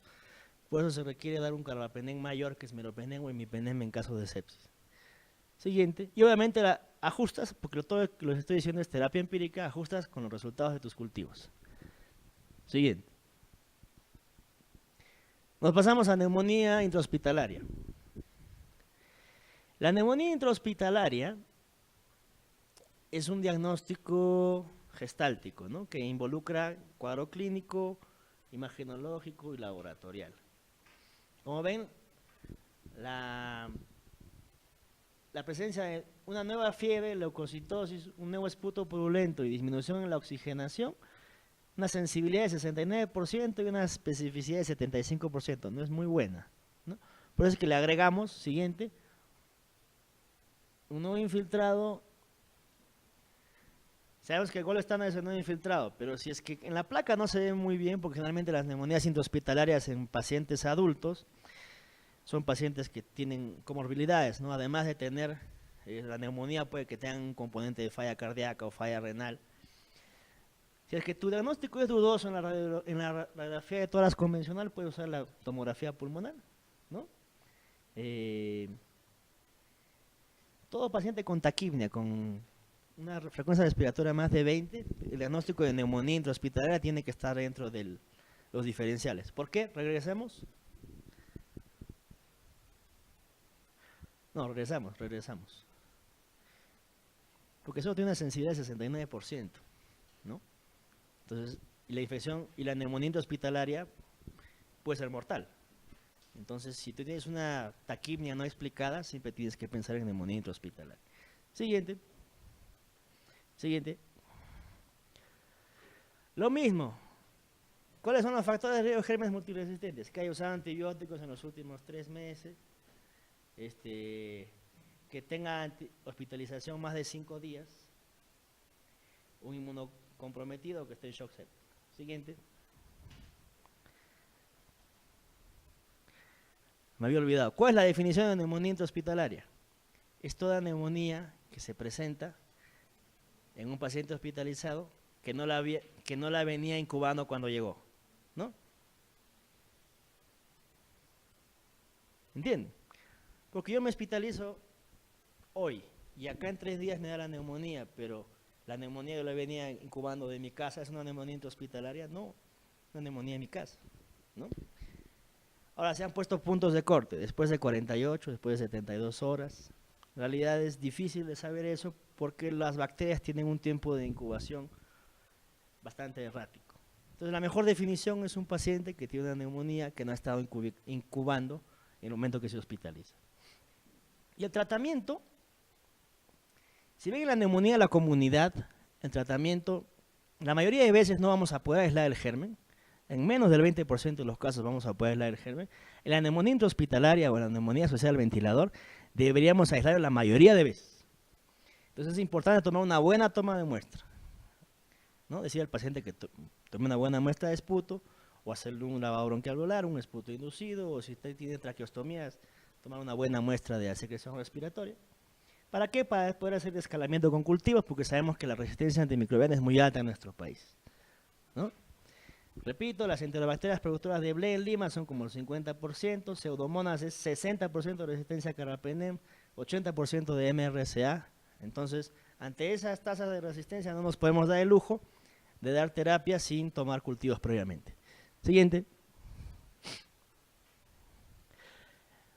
¿Qué recomienda la guía, las guías de ITSA?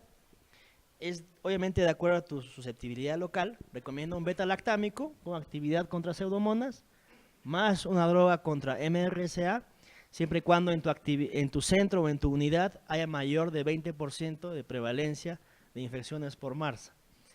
¿Eso lo sabemos nosotros? No. Entonces de ahí viene la combinación meropenem-banco, piptazo-banco, ¿no?